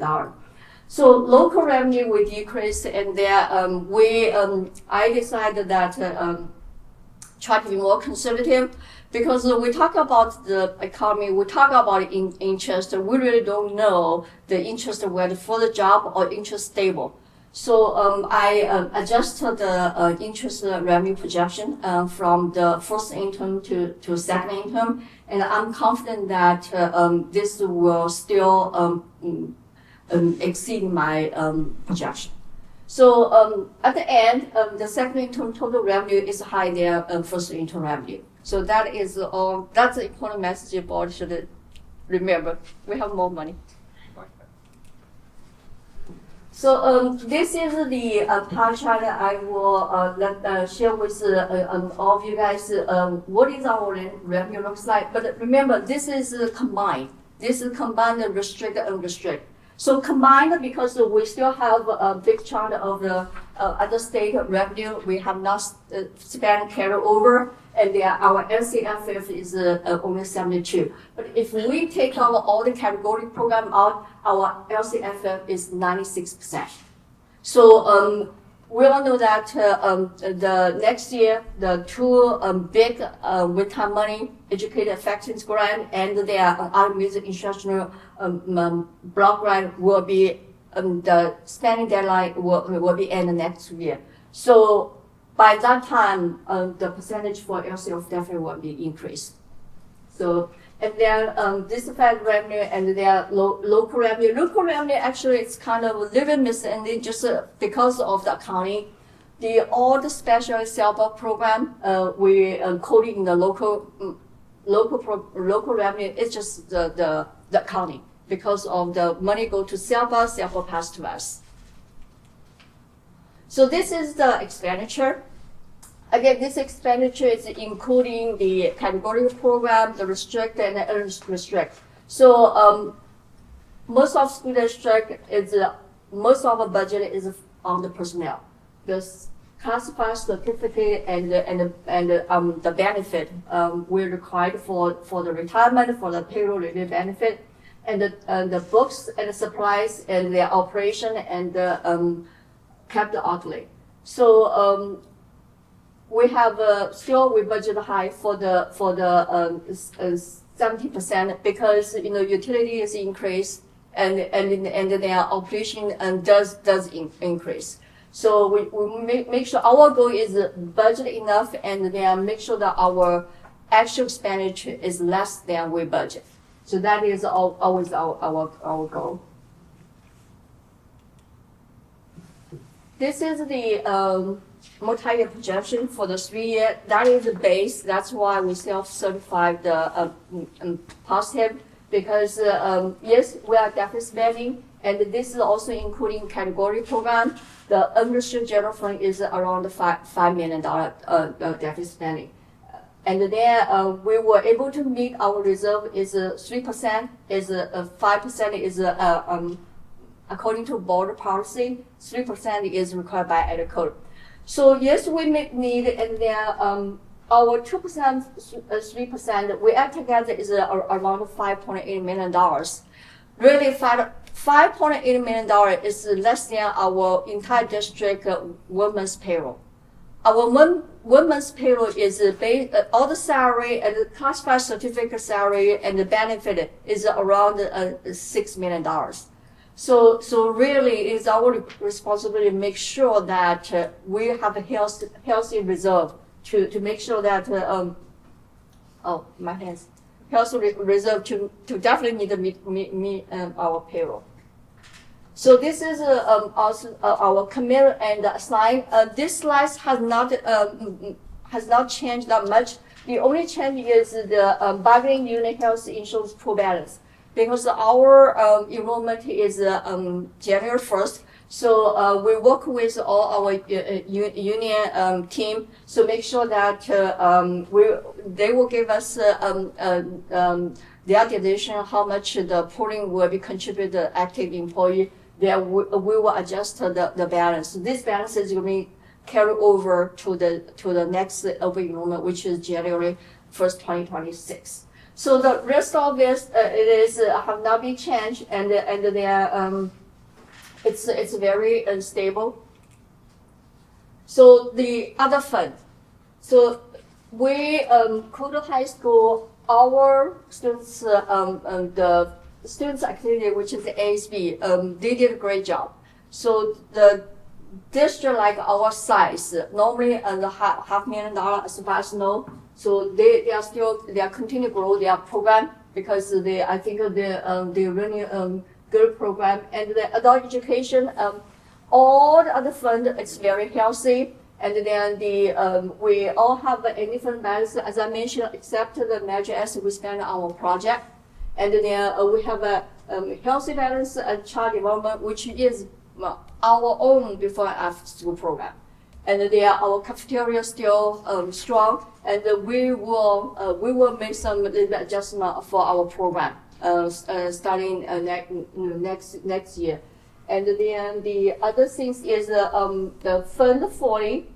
This is the fund after the bond fund left, we're going to use the capital audit fund, and most likely that the June bill is going to be sent us in July. So I project we still have a little bit of money, because we're going to pay the bill in July, and then depending on when they will give us, we either accrue or we will decide that at that time. But at that time, most likely in July, our plan is to issue a new bond. So we will make sure that money will continue to help us to finish the program.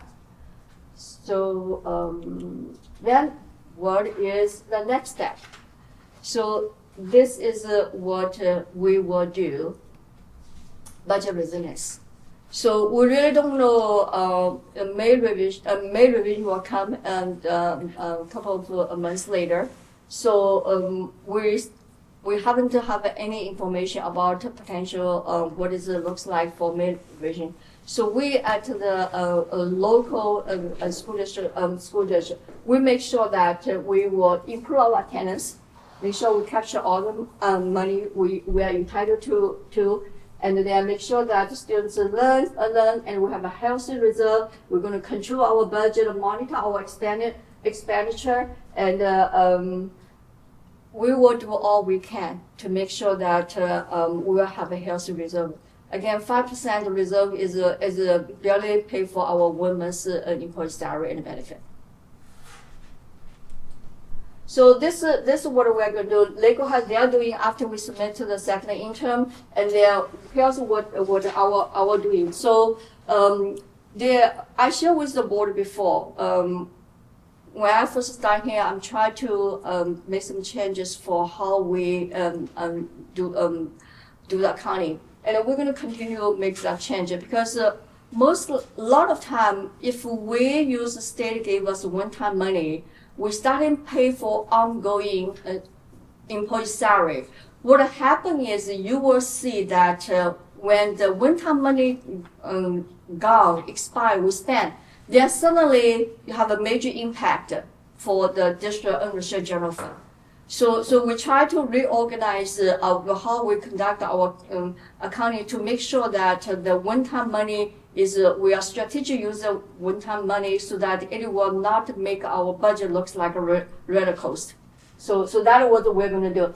And then we're going to submit to the report, and then we're going to work with our bargaining unit leadership to finish this year's the negotiation process.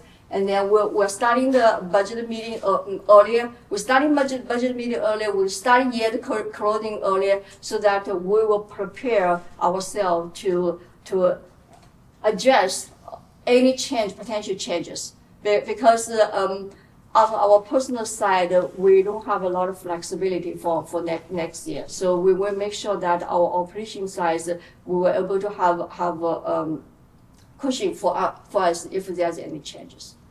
So that is my presentation. Any question from board? I'll go ahead and make a motion first. I'll make a motion to approve the 2024-2025 second interim financial report. I will make that motion. Can I get a second, please? Yeah. Second by Student Member Wang. Okay, first of all, thank you. That was a lot, and thank you for making it, I feel as clear as it possibly can be. Do my fellow board members have any questions about any of the new items that Ms. Wu introduced to us from the second intro? I actually don't have a question, but rather a statement, which is rare. But I want to recognize you for the way you present and are able to communicate this hefty information, all the hard work that you and Veronica are doing behind the scenes, because I feel like the way you presented all of the infographics, charts, pie charts, it is so visual in a way that not only we can understand, but the people back home who don't have this background knowledge. Well, I'm taking the financial algebra course right now, but even though people who don't take that class or haven't taken that class, they can understand that, which is so important. So thank you for that. Okay, all right. There are no comments and questions. Let's go ahead and vote on this item. Preferential vote. Board Member Wang? Yes. Okay, all in favor? Aye. Aye. All opposed? Motion carries 4-0. Thank you so much again for that. That was, again, a lot to digest, and thank you for making it happen, making it work for us. Next, we have item 22, approval of district transportation plan. Yes, board, this is actually the third year. We submitted this transportation plan for board approval. And then back to the 22-23, the state starting funding, provide some funding for the homeschool transportation. So in our district, based on our board policy, we do not provide home to school transportation, which this plan did not require us to. What we do is we do provide home to school transportation for our special ed students based on their IP need, and then the foster youth and McKinney and Vito youth, we actually purchase some token for them. So as a part of the condition to receive the funding, the district required for the board approval for the transportation plan before April 1st. This is kind of part of the audit process.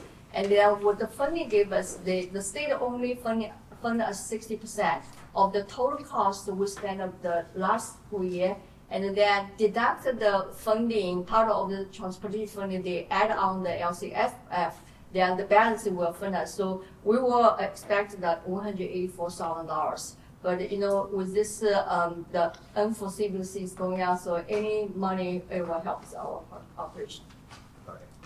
Sounds pretty good. Okay, let's make a motion to approve this plan. Motion by member Espinoza, may I get a second, please? Second by member Smith. Okay, are there any comments or questions? I mean, this is, again, something that sort of routinely happens for us annually. If there are no comments or questions, let's go ahead and vote. Preferential vote, student member Wang. Yes. Okay. All those in favor? Aye. Aye. All those opposed, motion carries 4-0. Okay, thank you. Next, we have item 23.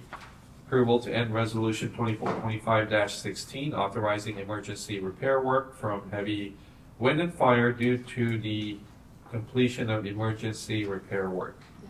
So the board approved resolution 2425-16 and for the emotional repair due to the damage as a result of the strong wind.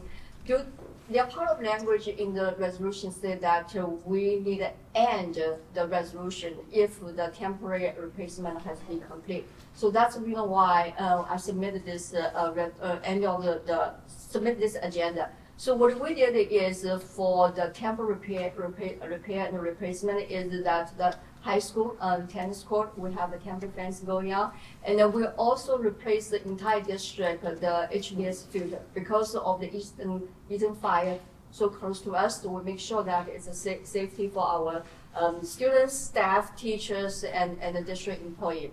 And also that right after the strong storm, windstorm, we hired, we actually use our current consultant to go to each campus and take care of the falling trees and the debris. So those work is already completed. And then what the next step is, as I mentioned in my report, that the insurance company approved our architecture to design to starting the process of permanent fencing in the high school. Yeah, so we were starting that process, but that process, because it needed DSA approved, so it will take a little bit longer. Very good, thank you for that.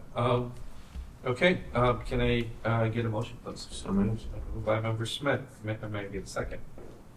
Or I'll second. Okay, so we're following procedures, and which is really good. That was a bad joke. Anyway, are there any comments or questions by my fellow board members? Wasn't there damage on the auxiliary field off of wasn't there a fence that? Yes, but, and that's still gonna be replaced, but because of the height of that, it requires DSA approval. So we couldn't get a temporary fence in there. We just have to wait for approval from DSA to change out that fence. Makes sense. Okay, all right, let's go ahead and vote on this item. Preferential vote, Member Wang. Yes. Okay, and all those in favor? Aye. Aye, all those opposed, motion carries 4-0.